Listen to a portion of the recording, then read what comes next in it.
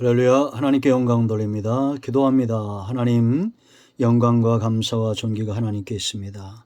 주렵게 말씀들을 열어주시니 감사합니다. 이 말씀을 듣고 믿음에 있어서 우리에게 맡겨진 소명들을 잘 감당할 수 있도록 다시 한번 말씀을 통하여 세임을 더하여 주시고 성령으로 충만케 하시옵소서. 종을 낮추시고 겸손하시게 하시고 오직 말씀의 통로만 되며 이 말씀을 통해서 준비되기 원하는 모든 죄 백성들에게 성령으로 충만케 하시고 약속의 말씀들을 열어주시기를 원합니다. 하나님의 말씀과 그 능력과 지혜가 이 말씀 가운데 나타나기를 간절히 원합니다. 오늘도 말씀하실 하나님을 찬양합니다. 예수님의 이름으로 사모하며 축복하며 기도합니다. 아멘. 자, 오늘은 8번째 재앙입니다. 10장 1절로 20절 메뚜기 재앙입니다. 이 곤충의 재앙을 막는 신 세라피아와 농작물 보호의 신 세스를 치셨다라는 거죠. 작은 메뚜기 떼 하나가 온 땅을 휩쓸어도 그들이 믿었던 신들은 꿈쩍도 할 수가 없었어요. 왜? 가짜이기 때문입니다. 살아있지 않기 때문입니다. 죽은 신이고 존재하지 않는 신이기 때문입니다. 그러므로 이런 곤충 메뚜기가 이 작은 것이 온 땅을 휩쓸어도 그들은 무엇도 할 수 없었다라는 겁니다. 그러면 이런 메뚜기 재앙을 통해서 분명해진 게 뭡니까? 자, 1절 말씀 보세요. 여호와께서 모세에게 이르시되 바로에게로 들어가라. 내가 그의 마음과 그의 신하들의 마음을 완강하게 함은 나의 표징을 그들 중에 보이기 위함이며. 자, 2절 하반절에 너희는 내가 여호와인 줄 알리라. 애굽에 행한 이 일들, 애굽에 행한 이런 표징들, 재앙을 통해서 하나님이 여호와인 줄 세상이 알게 된다라는 겁니다. 저는 지금도 이 사실은 분명하다고 확신합니다. 그러므로 성도는 말씀과 하나님의 나라가 능력에 있음을 분명히 보여야 됩니다. 여호와 이름이 높아져야 됩니다. 재난이 깊어질수록 오히려 교회와 성도들에게는 하나님의 표징이 되고 나타남이 되고 복음의 통로가 되는 더 분명해지는 은혜가 있을 것이다 라는 거죠. 여러분, 이 메뚜기 재앙도 3000년 전 사건이 아니에요. 여러분들이 네이버나 다음에 검색해 보세요. 메뚜기 떼 습격. 작년에 2020년도에 있었던 이 아프리카 남쪽 소말리아, 이디오피아 이쪽에서 시작되었던 이 메뚜기 떼 재앙이 인도로 중국까지 위협하는 우리나라까지 오지 않았죠. 저는 이것이 하나님의 은혜라고 생각합니다. 1평방미터 있는 메뚜기들이 35,000명의 식량을 먹어치고 소말리아는 심각한 이런 식량난의 허덕이죠. 70년 만에 기근까지 왔는데 메뚜기 떼 재앙으로 힘들어하는, 이렇게 과학과 문명이 발달을 해도 사람이 원인도 알 수 없는 이러한 것들이 왜 생겼는지 원인도 알 수 없는 이런 메뚜기 떼 재앙이 온 땅을 지금도 휩쓸고 있다는 겁니다. 중국까지 와서 이제 이것이 10장에 보면 모세가 손을 들고 기도하며 이것이 사라지죠. 메뚜기 떼가 사라지는 것을 우리가 보게 됩니다. 갑자기 사라지는 것 같지만 다 하나님의 일하심이다 라는 겁니다. 그러므로 여러분, 우리는 이런 재앙들을 보면서 하나님이 미리 1절로 6절 말씀 보면 경고했어요. 그런데 이 경고를 무시한 겁니다. 하나님을 기만한 거예요. 하나님은 항상 먼저 경고하시고 먼저 매를 대시는 적이 없다고 그랬죠.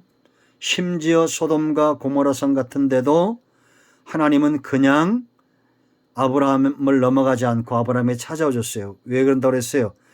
12장에서 부르실 때에 온 족속이 너로 말미암아 복을 얻을 거라고 그랬습니다. 그러니까 아브라함과 맺은 언약을 모른 채 하고 소돔과 고모라를 치실 수 없었기 때문에 하나님이 창세기 18장에서 아브라함을 찾아오신 거예요.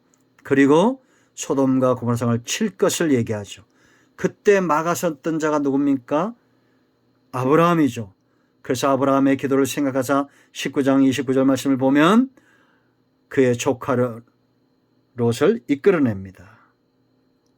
여러분, 하나님이 경고하실 때에 듣는 자, 들을 귀가 있는 자가 지혜로운 자입니다. 여러분, 우리가 이제 1절로 20절 말씀 보세요. 우박으로 남아있는 것들을 이 메뚜기가 먹습니다. 재난이, 재앙이 더 깊어지고 있다는 겁니다.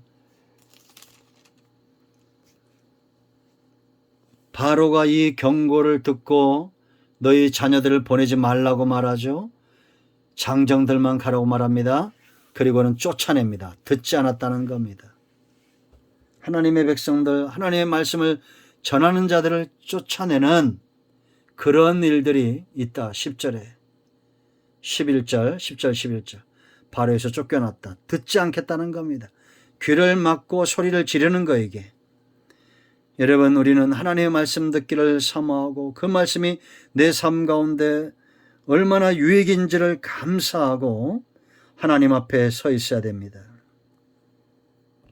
자, 첫 번째, 흑암재앙이에요. 이제 쫓아내니까 21절부터 29절까지 꼭 읽어보시기 바랍니다. 흑암재앙이 그들 앞에 엄습해 옵니다. 흑암은 태양신 라, 여신 세케트를 치신 거죠.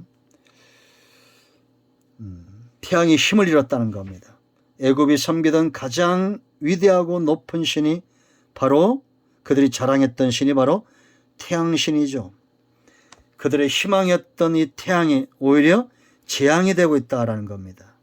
여러분, 태양을 유일신처럼 섬겼는데 하나님이 모세를 애굽에 보내시면서 그 애굽에서 고통당하는 백성들에게 계시하셨던 이름이 여호와, 스스로 계신 하나님, 나 외에는 신이 없다는 겁니다. 여러분, 이 땅에 동식물보다 많은 신들이 있습니다. 어마어마한 신들이 있어요. 그것은 다 가짜입니다. 오직 유일하신 스스로 계신 여호와는 하나님 외에는 없는 줄 알고 하나님만 섬기는 저와 여러분 되기를 축복합니다. 여러분, 지금 태양이 사람들에게 재앙이 되고 있죠. 지구온난화, 또 이런 어떤 피부암, 이러한 것들이 막 일어나고 있고, 이제는 태양이 그 기능을 상실해 가고 있는 이런 시대가 되어지고 있다는 겁니다. 참으로 안타까운 일이 아닐 수가 없습니다. 여러분, 이제 마지막으로 11장부터 12장까지 바로의 장자를 칩니다. 처음 난 것들, 초태생들을 쳐요. 하나님의 것이죠. 이건 11조인데 하나님의 백성들을 이끌어내기 위해서 이제는 세상의 자녀들을 치는 그런 사건이 일어납니다.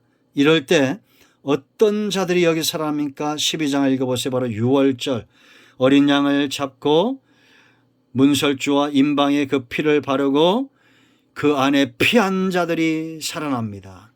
여러분, 우스갯소리 한 얘기지만 뼈 있는 얘기라고 그랬죠. 그날에 살아난 자들은 세 종류의 사람이 있다는 겁니다. 세 종류의 사람들이 있는데 살아난 자들은 두 종류인데, 하나는 문설주를 바르고 임방을 바르고 그날 밤에 두려움으로 밤을 지샌 사람, 이 사람들도 순종했기 때문에 사는 거예요. 그러나 문설주와 임방에 피를 바르고 탐대히 하나님의 일하심을 믿고 잠든 자들은 평안한 중에 살고 평안한 밤을 지샜을 겁니다. 그러나 하나님의 말씀을 무시했던 바로와 그의 신하들의 초태생들은 다 죽었다는 겁니다. 가축이든지 사람이든지 처음 난 장자들을 치신 사건이에요. 왜? 원인이 어디 있습니까? 바로의 완악함에 있어요. 하나님이 없는 게 아닙니다. 하나님이 없고 하나님이 긍휼이 없는 게 아니에요. 세상의 완악함에 있다라는 겁니다. 우리는 이것을 분명히 해야 됩니다. 내 뜻대로 되지 않고 내가 하는 일들이 막혔고 재난이 올 때 하나님을 향해서 비난하거나 완악한 마음을 이 바로처럼 드러내면 안 됩니다. 11장 10절 말씀 보세요, 여러분. 모세와 아론이 이 모든 기적을 바로 앞에서 행하였으나 여호와께서 바로의 마음을 완악하게 하셨으므로 그가 이스라엘 자손을 그 나라에서 보내지 아니하였다라고 말합니다. 그러므로 하나님이 큰 재앙을 내리시는 거예요. 여러분, 재앙이 지금 깊어지고 있다는 사실이 여러분 눈에 보여지십니까?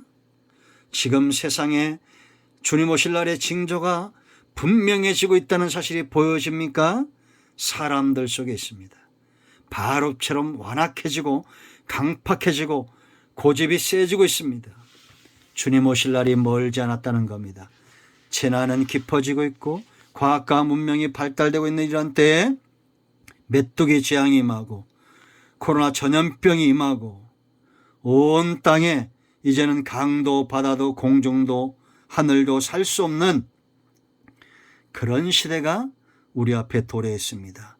지혜 있는 자들은 깨어 이 말씀에 순종하십시오. 하나님이 반드시 그들을 통해서 일하실 겁니다. 죽어가는 많은 영혼들을 이끌어내기 위해서 수고하는 우리 모두가 되기를 축복합니다. 이제 11장과 12장의 6월절 규례들을 한 번 더 묵상하게 될 것입니다. 내일은 5장부터 이 12장까지 재앙들을 한 번 더 살펴보고 그리고 이제 6월절 규례로 가겠습니다. 기도합니다. 하나님, 오늘 이 말씀대로 우리가 순종하기를 원합니다. 세상은 주님 오실 날의 징조들이 보여지고 있습니다. 점점 더 완고해지고 완악해지고 완강해지는 세상 속에서 하나님의 일하심을 보고 순종할 줄 아는 지혜로운 백성들 되게 하옵소서. 예수님의 이름으로 사모하며 축복하며 치유하며 기도합니다. 아멘. 할렐루야. 여러분들의 영적인 문제, 범사의 문제, 육체의 질병의 문제, 막히는 모든 것들이 예수 그리스도의 이름으로 해결되었습니다. 여러분 모두 축복합니다. 아멘. 할렐루야.